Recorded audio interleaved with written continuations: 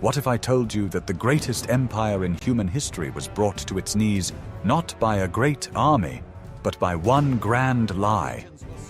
At the height of its power, the Roman Empire seemed like an indestructible machine, grinding down any people and territory in its path. Rome's borders were expanding at an inexorable rate, and it seemed that the wild lands of Germany would soon become just another province with smooth roads and bathhouses. 3 elite legions, the best of the best, marched through the forest, confident in their complete safety and superiority over the barbarians.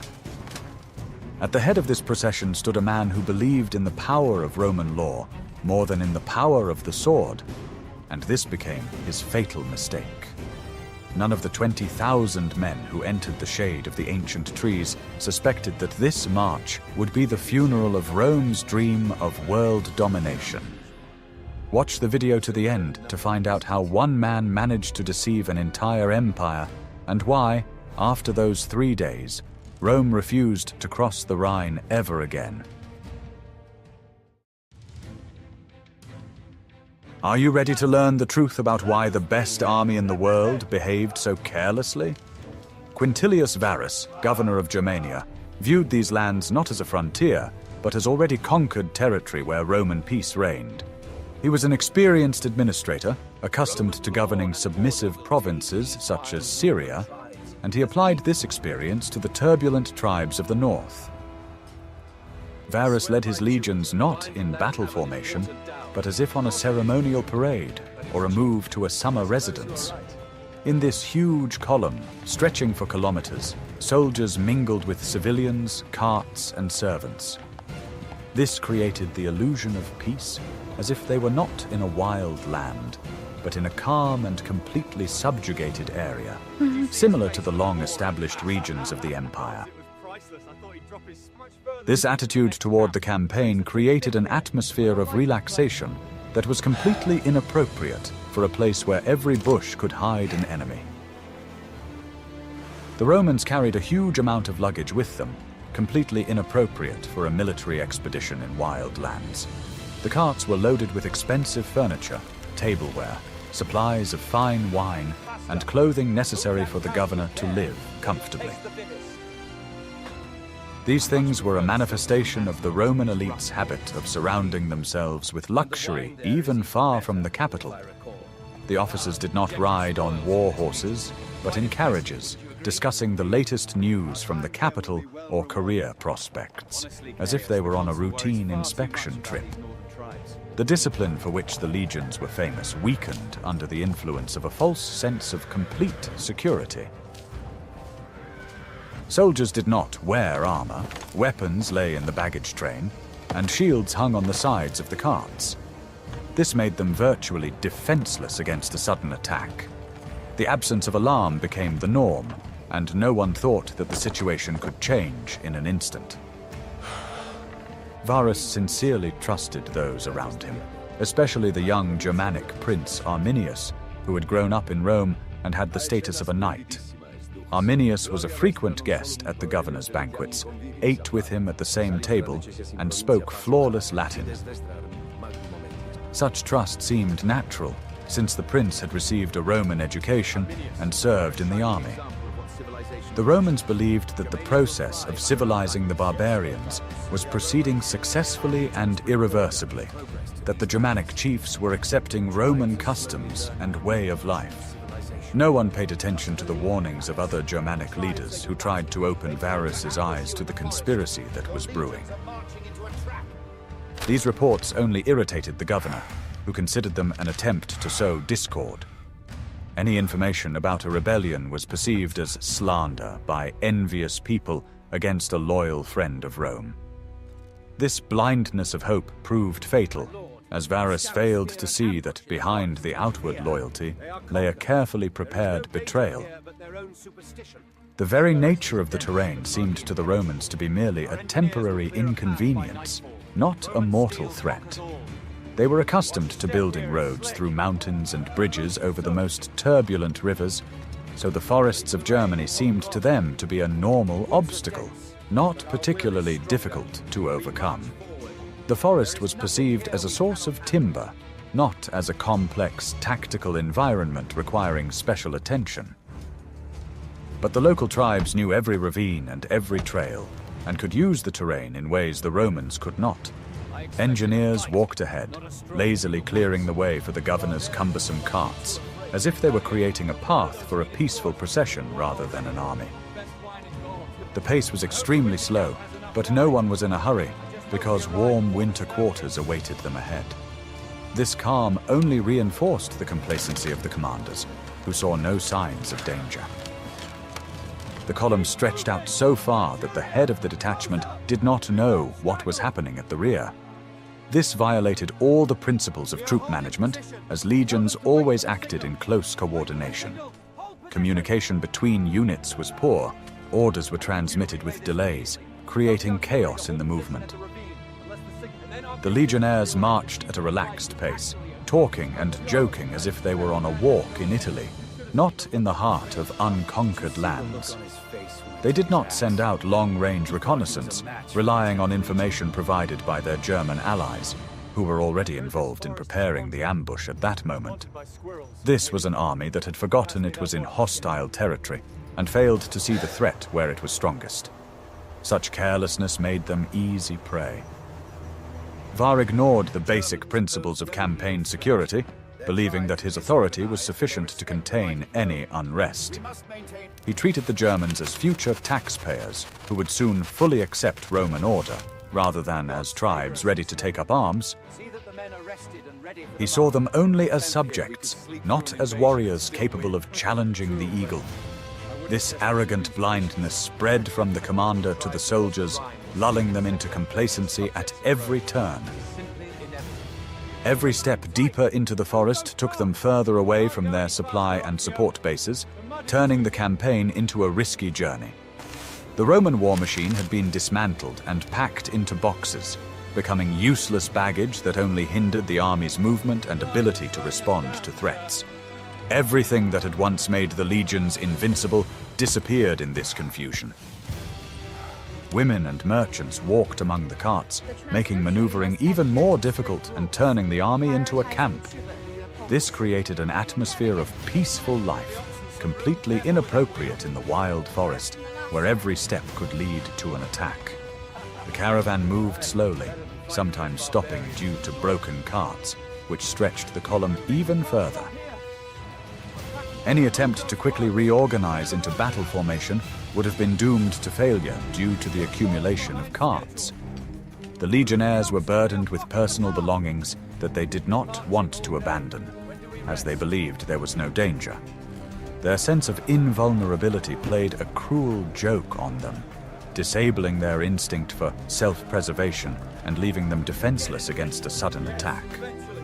All this created the perfect conditions for the coming disaster. History knows few examples of such blatant carelessness on the part of an experienced commander. Varus disregarded all the rules written in the blood of previous generations of Roman soldiers and ignored the lessons of the numerous wars fought by the Republic and then the Empire. He created the ideal conditions for his army to be destroyed, and he did it with his own hands. The most surprising thing is that he had the opportunity to turn back or choose another, safer route if he had listened to at least some of the warnings. But he trusted the one who had already signed his death warrant and failed to notice the obvious threat. Thus, his overconfidence led to one of the most terrible military disasters in the history of Rome. I am very interested to hear your point of view. What do you think about the Roman command's overconfidence, which bordered on stupidity? Write about it in the comments, and be sure to subscribe to the channel to see more historical analyses.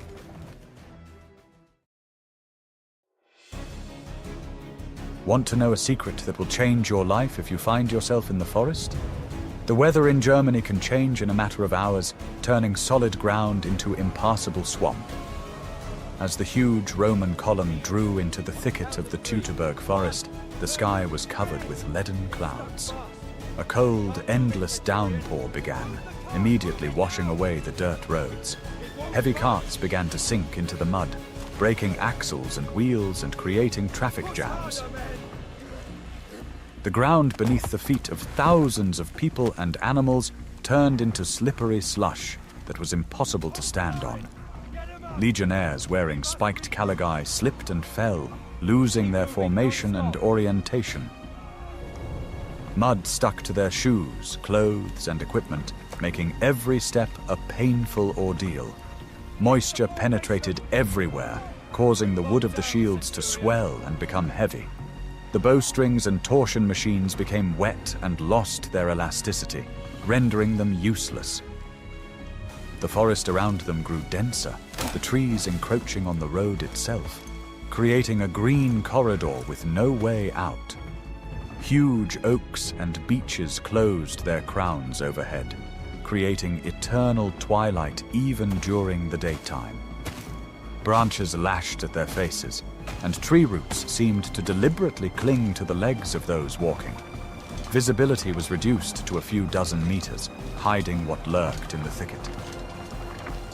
The narrow path did not allow for the deployment of the wide Roman formations that had been the key to their victories on the plains. The legions were forced to stretch out into a thin line, vulnerable to attack from any side. The flanks were left unprotected, as the cavalry could not operate effectively in the thick undergrowth. The soldiers found themselves trapped between the carts and the wall of the forest, unable to maneuver. They felt like hunted animals, even though the enemy was not yet in sight. The wind picked up, tearing off branches and drowning out all sounds except the noise of rain and the creaking of trees. The centurion's commands were lost in this natural roar, disrupting the command of the troops. The men began to freeze in their wet tunics, which reduced their physical endurance and morale. Nature itself seemed to have risen up against the invaders, creating ideal conditions for those who lived here. It was no longer just a march, but a struggle against the elements themselves. At that moment, the German guides, who were supposed to show the way, began to disappear one by one. They dissolved into the fog and rain, leaving the Romans alone in unfamiliar territory. The road they were being led along became increasingly worse, leading into the most impassable wilderness. Marshes and ravines blocked the way, forcing the column to stop and look for detours. Chaos grew, and with it anxiety among the ordinary soldiers. The Romans began cutting down trees to widen the passage and strengthen the ground beneath the wheels of their carts. It was exhausting work, sapping the last reserves of strength from men unaccustomed to the labor of lumberjacks. The sound of axes echoed far through the forest, revealing the column's location to any observer. The soldiers struggled to pull the stuck carts out of the muddy trap. Var still hoped that these were only temporary difficulties and that the forest would soon end. But the forest did not end. It only became darker and more hostile with every kilometer. Huge trunks of fallen trees blocked the way, and it seemed that they had not fallen by accident. The Romans found themselves in a labyrinth from which there was no way back. They had entered a death zone prepared for them by nature itself and a cunning enemy. The feeling that thousands of eyes were watching them became physically palpable. The elements deprived the Romans of their main advantage, the organization and discipline of their formation. Each soldier was left alone with the forest, rain, and mud. It was no longer an army, but a crowd of armed men wandering through the storm. And it was at this moment, when they were at their weakest, that the trap finally snapped shut. Are you ready to find out what role nature played in this, becoming an ally of the barbarians? Would you be able to remain calm when nature itself is trying to kill you? In the next chapter, you will learn how the Emperor's best friend stabbed him in the back.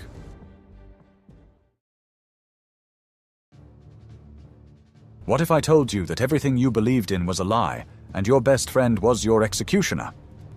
Arminius, who was riding alongside Varus, suddenly asked permission to leave to gather additional Germanic auxiliary troops.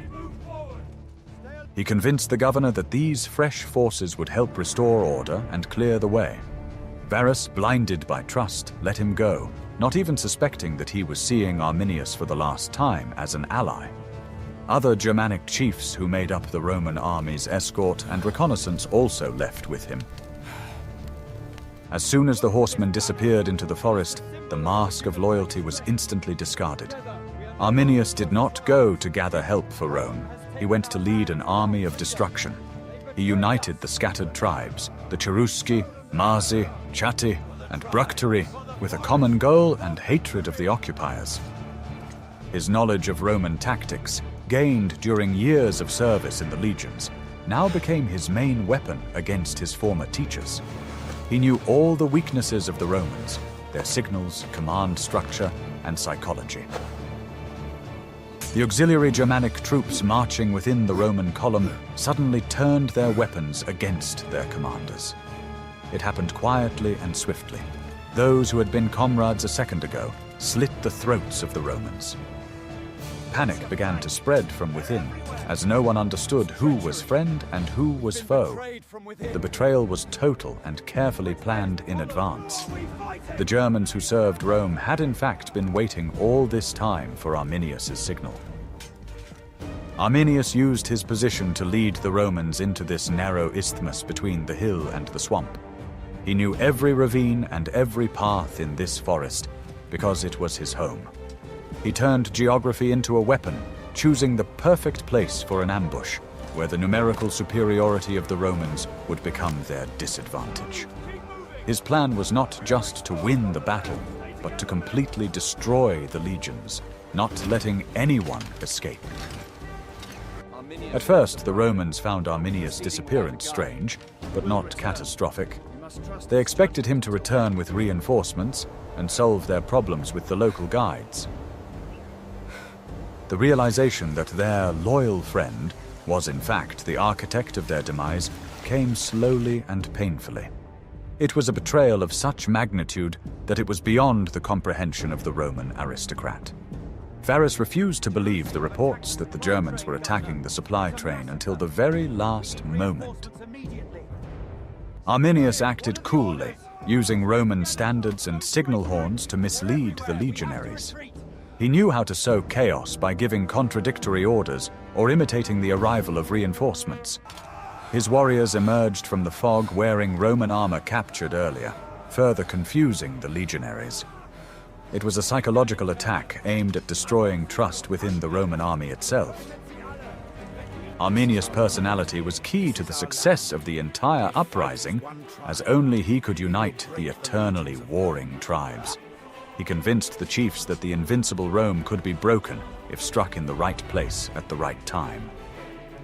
His charisma and knowledge of the enemy made the impossible possible. They united Germany. He became a bridge between two worlds, which he burned down along with the Roman legions.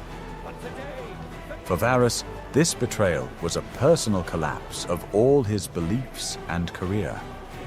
He realized that his soft policy and trust in the noble barbarians had led to disaster. The blow was struck not just in the back, but in the very heart of the Roman system of provincial administration. Arminius proved that Rome was not all-powerful and could be outmaneuvered on its own turf. The story of Arminius is a classic example of a double agent who patiently waited for his moment for years. He played the role of the perfect Roman, hiding in his heart a flame of vengeance for his people. His actions changed the map of Europe for the next 2,000 years. Like this if you are impressed by the cunning and patience of Arminius, who managed to deceive an entire empire.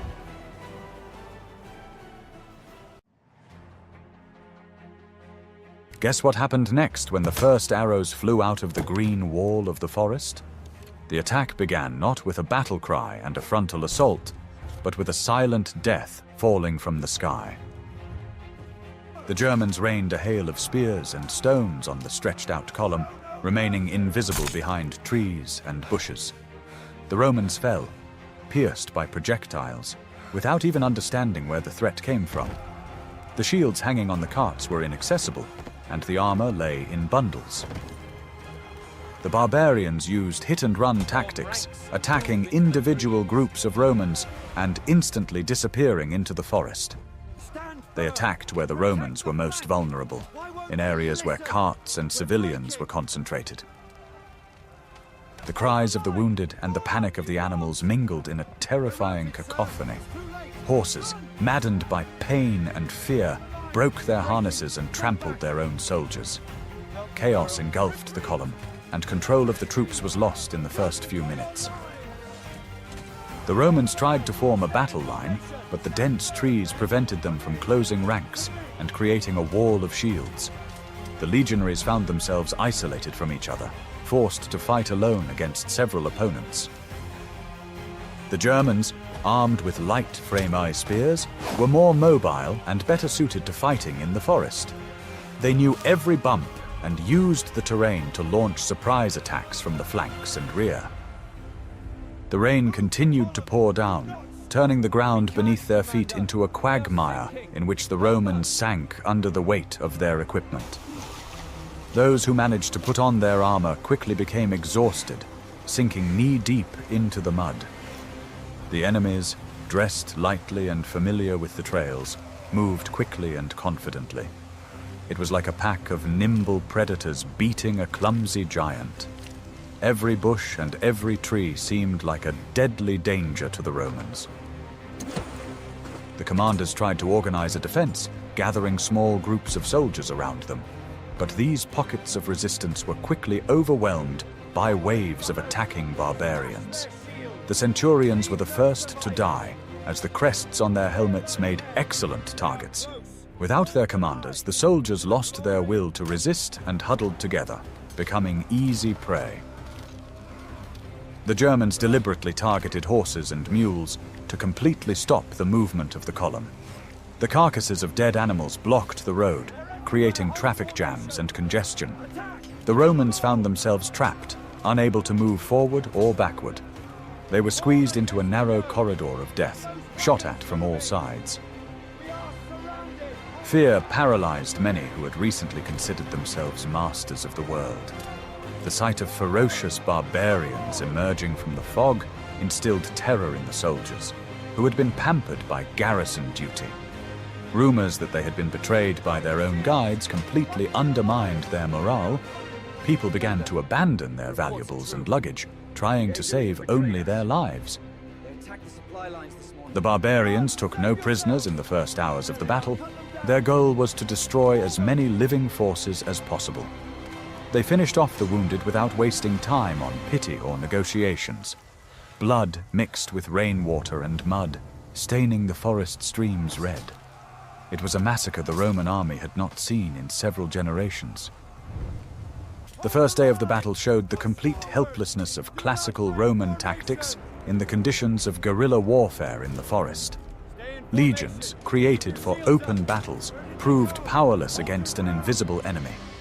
The illusion of invincibility vanished with the first fog. Do you think the Romans had even a single chance to turn the tide of battle in such conditions? In the next chapter, we will learn about an attempt to build a fortress in the middle of hell.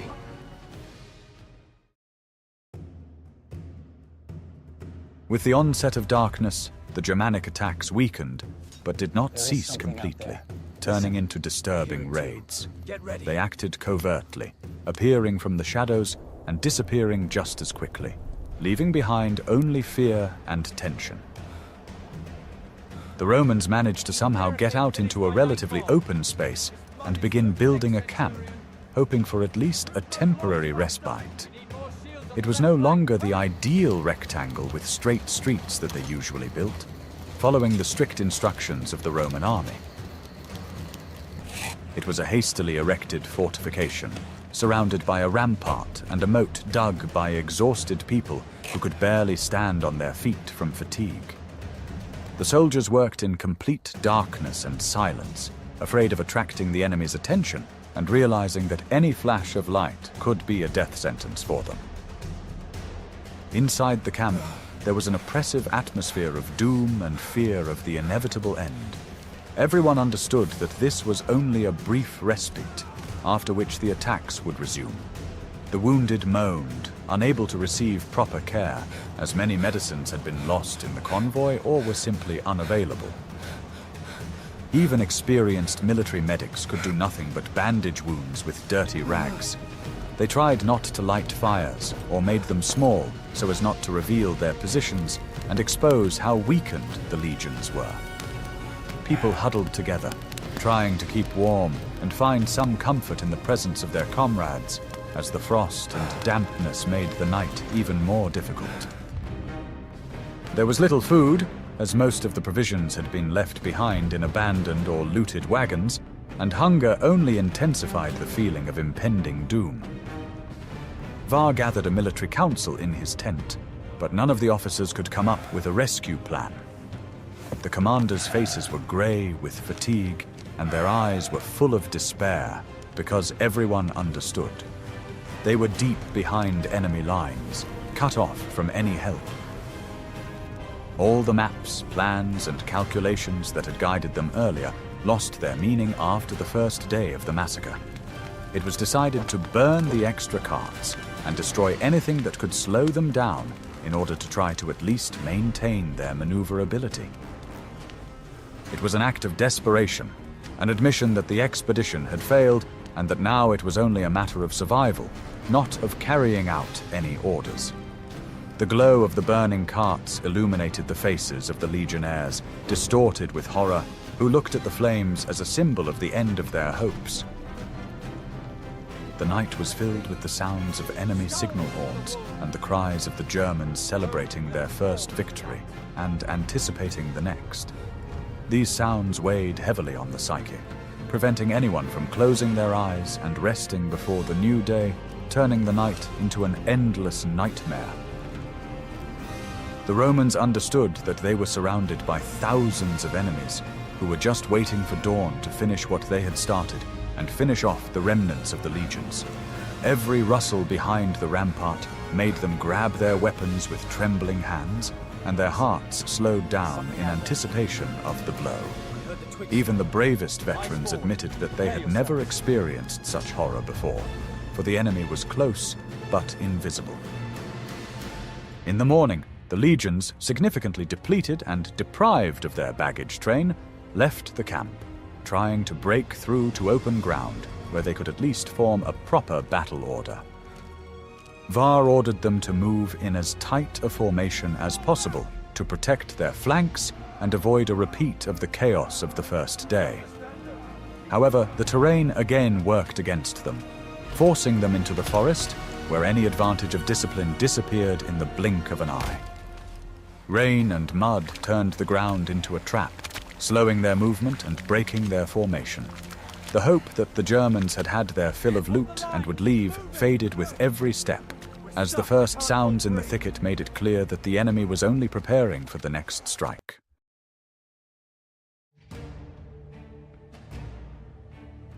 What if I showed you a time machine that would take us to the deadliest point on the route? On the second and third days, the Romans' path lay through a narrow strip of land between the steep hill of Kalkreis and a vast impassable swamp. It was a bottleneck where thousands of people had to pass along a path only a few dozen meters wide. It was here that Arminius prepared his main trap, turning the area into a shooting gallery. The Germanic tribes had built a long earthen rampart on the hillside in advance, camouflaged with vegetation. This fortification allowed them to attack the Romans from above while remaining relatively safe. They come. The wall had special passages for quick sorties and retreats back under the protection of the fortification. This came as a complete surprise to the Romans. They were confronted with an engineered position of the barbarians. When the column entered the passage, a barrage of javelins, stones, and arrows rained down on them from the rampart. The Romans could not attack the wall because the slope was steep and slippery with mud. They could not retreat in the other direction because there was a boggy swamp waiting for them. They found themselves trapped in a corridor of death, where every step cost a life. The Germans made daring sorties, running downhill, striking blows, and instantly returning behind the wall. The Romans tried to storm the rampart, but these attempts were scattered and chaotic. the heavy infantry slipped on the slope, becoming easy targets for the defenders of the fortification. The bodies of the slain Romans began to pile up, hindering the movement of the living. The crush in the narrow passage reached monstrous proportions, with people trampling each other in panic. The cavalry, trying to break through, knocked down their own infantrymen. The formation finally fell apart, turning into an uncontrollable mass of people. The cries of the commanders were drowned out by the general noise of battle and the screams of the dying. Archaeological excavations at this site confirm the picture of complete destruction. The coins, pieces of ammunition, and bones found here lie exactly as they fell 2,000 years ago. The earth here is literally saturated with iron and death. The calcareous rampart became a tombstone for 3 legions. Seeing the helplessness of their enemy, the Germans became bolder, descending into the lowlands for hand-to-hand combat. They used long spears to strike the Romans without entering the range of their short swords. Roman shields, weighed down by moisture, no longer protected against powerful blows. The legionnaires' strength was waning, and their enemies seemed to be growing in number. It was a methodical slaughter of an army that could not fight back. The Roman war machine, designed for conventional battles, broke down against a wall of turf and mud. Arminius proved that knowledge of the terrain was more important than numbers and discipline. Never before had the Roman army found itself in such a hopeless situation. Every meter of the way through this defile was paid for with hundreds of lives. There was no longer any hope of a breakthrough. Why do you think the Romans were unable to use their famous siege skills to destroy the wall? In the next chapter, you will learn about the tragic end of the Roman command.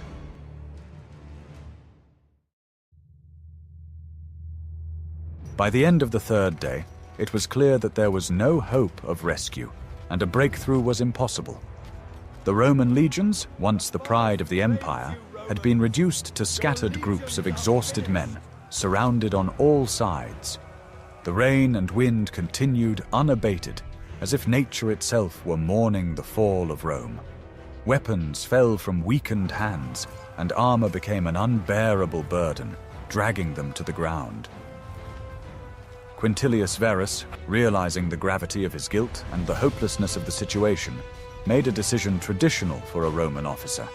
He could not allow himself to be captured by the barbarians and become a plaything in their hands. Following the example of his father and grandfather, he committed suicide by throwing himself on his sword. He was followed by the senior officers of the headquarters, who preferred death to dishonor. The suicide of the command completely demoralized the remaining troops. Seeing that their leaders were dead, the soldiers lost their last will to resist. Some followed the example of their commanders, while others simply gave up, waiting for the blow.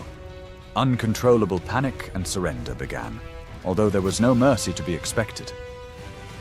The Germans captured the most valuable thing the legion had, the legionary eagles, aquilae. These golden standards were sacred symbols of Roman power and the soul of the legion. Their loss was considered the greatest disgrace, which could not be washed away by anything but blood. The barbarians tore off their decorations and raised them as trophies, demonstrating their complete victory. The massacre reached its climax, turning into the total extermination of all living things. The Germans spared no one, neither officers nor ordinary soldiers nor servants. The forest was littered with bodies lying in layers of mud and blood. The prisoners who were taken were sacrificed to the gods in sacred groves, hanged from trees, or drowned in swamps. Only tiny groups of cavalry managed to break out of the encirclement and flee to the Rhine. They brought news of the catastrophe that shook the entire Roman world. Most of them remained in the Teutoburg Forest forever, deprived even of the right to burial. Their bones lay white among the trees for many years, serving as a frightening reminder of the power of the barbarians. This was the end of the 17th, 18th, and 19th legions. Their numbers were permanently removed from the Roman army's lists and never used again. Rome recognized that these units were not simply defeated, but wiped out of existence. The great illusion that Rome was eternal and invincible collapsed into the mud of the Germanic forests.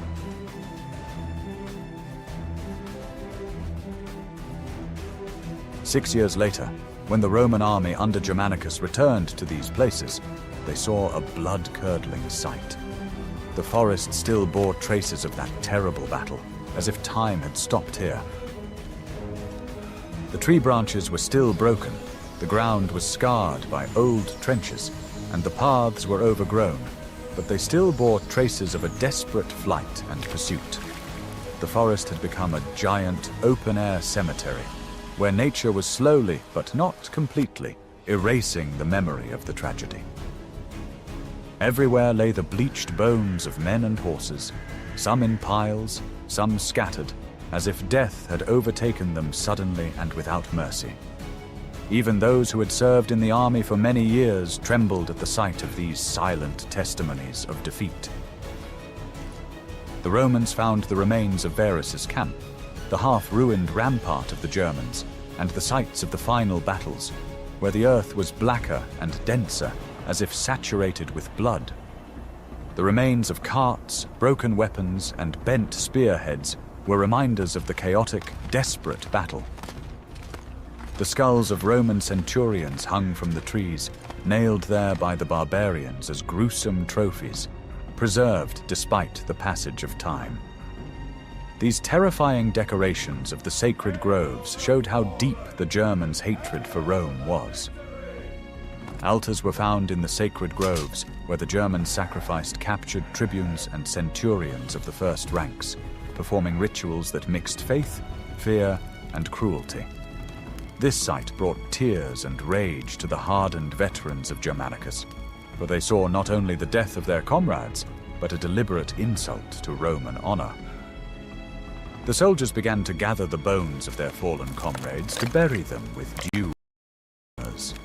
They walked through the forest for hours, placing the remains in specially brought baskets and cloths, doing so with such care as if they were afraid of disturbing the peace of the dead. No one could identify who the remains belonged to, soldier or officer, legionnaire or freedman.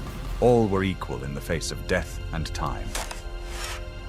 This was the first and only mass burial on the battlefield performed by the Romans themselves, a gesture of mourning that Rome did not perform on any other battlefield. For the first time in a long time, Rome buried not enemies, but an entire army of its sons, lost far from their homeland and left to lie at the mercy of the elements. What they saw forever changed the psychology of Roman soldiers on the Germanic frontier. They understood that beyond the Rhine lived an enemy that could not be underestimated and was capable of extreme cruelty, comparable only to a desperate struggle for freedom. The forest ceased to be just a landscape. It became a symbol of fear and death, a place where no one wanted to return without necessity. Legends that the Germanic forests were full of spirits and shadows of fallen legionnaires spread among the troops faster than official reports. The myth that civilization always triumphs over savagery was dispelled by the sight of these bones, for it was not discipline and order that prevailed here, but knowledge of the terrain and fierce resistance. Germanicus's expedition was more an act of revenge and mourning than an attempt to regain territories that were already considered too dangerous for further campaigns. The Romans were able to recapture 2 of the 3 lost eagles, which somewhat restored the empire's honor and signaled that the memory of the fallen would be preserved. This was an important event, as the loss of the eagles had been considered the greatest disgrace for many years. But it was impossible to bring back the dead and erase the horror of Teutoburg from memory. Even decades later, this forest remained a wound that Rome could never completely heal.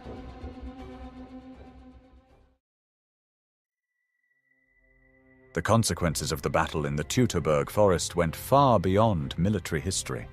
The Roman Empire, which until then had known no limits to its expansion, suddenly stopped, as if it had stumbled upon an invisible wall. Plans to create a large province of Germania stretching from the Rhine to the Elbe were abandoned and forgotten, even though they had recently been considered an inevitable step in strengthening imperial power. The Rhine became not just a river, but a rigid border between two worlds, Roman and Germanic, dividing Europe into spheres of influence for many centuries.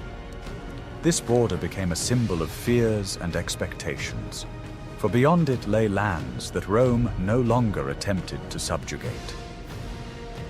Emperor Tiberius, Augustus's successor, made a strategic decision to abandon further conquests in the north.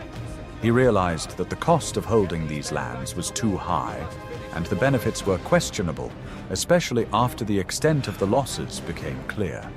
Rome switched to a defensive strategy, building limes and fortifications along the river, turning them into a continuous line of control and surveillance. Instead of an offensive, watchtowers, fortresses, and garrisons appeared, designed to track the movements of tribes beyond the Rhine. Germany remained free, preserving its language, culture, and social structure, which were so far removed from Roman ideas that the integration of these lands became virtually impossible. This decision determined the fate of Europe for millennia to come. If Rome had conquered Germany, modern Europe would look completely different, because Roman culture and the Latin language would have spread northward, no less than in Gaul or Spain. The languages spoken today by Germans, English, and Scandinavians could have disappeared, giving way to Latin, and with them, the cultural traditions associated with the ancient Germanic world would have disappeared. The cultural divide between the Roman south and the Germanic north originated in the Teutoburg Forest, where Rome first recognized that there were boundaries that could not be crossed by force. This divide determined the development of Europe in both the Middle Ages and the modern era, shaping different models of society in the north and south. The battle showed that the Roman military machine had its limits. It was effective where there were roads, cities, and open spaces, but it faltered in wild forests and swamps, where the enemy knew every corner of the terrain. The Romans were accustomed to winning through organization, discipline, and engineering prowess. But in the Teutoburg Forest, all these advantages proved useless. It was a lesson in geography for which Rome paid with 3 legions, losing not only men but also confidence in its own infallible power. The empire moved from a phase of endless expansion to a phase of preserving what it had achieved, trying to consolidate its borders rather than expand them. This change was a turning point in its history, as it gradually changed the way Roman rulers thought. The Germanic tribes, realizing their strength, became a constant threat to Rome for centuries to come. Arminius's victory gave them a sense of national identity and the belief that they could stand up to their great neighbor, even if they did not have a unified state. They saw that the Roman legions were not all-powerful, and this confidence was passed down from generation to generation, becoming the foundation of their political culture. This spirit of resistance would ultimately lead to the fall of Rome itself 400 years later, when new waves of Germanic peoples crossed the borders and destroyed the western part of the empire. Thus, a single battle in a wild forest became the starting point for processes that changed the entire course of European history. When news of the defeat reached Rome, the city was plunged into mourning and panic. Emperor Augustus, who had ruled for several decades and seen many victories, was devastated by the news. This was a man who had lived through civil wars, seen the demise of republics and the birth of an empire, but even he was unprepared for a blow of such force. It is said that he did not cut his hair or shave for several months as a sign of mourning, as if he wanted to physically show how deeply the wound had cut into his soul. He often banged his head against the doorframe, repeating the same phrase, "Quintilius Varus, give me back my legions." These words later became famous because they reflected the horror and disbelief of the entire Roman society in the face of an irreparable loss. This cry of despair from the most powerful man in the world became a symbol of powerlessness in the face of disaster. Augustus understood that it was not just soldiers who had been lost, but the elite of the army, which could not be quickly restored, because the 3 legions included the most experienced and hardened warriors. Along with them, commanders, engineers, and legionary standards were lost, and with them, the prestige of Rome. He disbanded his personal bodyguard unit, which was made up of Germans, fearing betrayal in the heart of Rome, because now trust in the northern tribes was completely gone. The city lived in fear of a possible barbarian invasion of Italy, and many residents expected the Germans to take advantage of the empire's weakness. These fears were compounded by anxiety, as no one knew where the border of safety now lay. The Battle of the Teutoburg Forest remained in Roman memory as Clades Variana, the defeat of Varus. It was a black mark on the empire's reputation, which they tried not to mention unnecessarily, so as not to remind people of their weakness in the face of the barbarians. However, it also served as an important lesson that formed the basis of further Roman policy in northern Europe. Rome never again trusted the barbarians as blindly as Varus trusted Arminius, and from then on, the Germanic tribes were seen not as future citizens, but as dangerous neighbors requiring constant surveillance. The legionaries who went north long remembered the fate of their fallen comrades, which influenced the entire strategy of future campaigns. Arminius became a hero to his people, but his fate was also tragic. He was killed by his own relatives, who feared his power. After his victory, his influence grew, and many saw him as a potential king, which contradicted Germanic traditions based on collective decision-making. But his cause outlived him, because the tribes of Germany continued to resist Roman pressure, preserving their independence and way of life. Germany never became Roman, despite numerous attempts by the empire to regain what it had lost. History judged them harshly. Varus is remembered as a symbol of carelessness, and Arminius as a symbol of cunning and the struggle for freedom, although both were, in a sense, hostages to circumstances.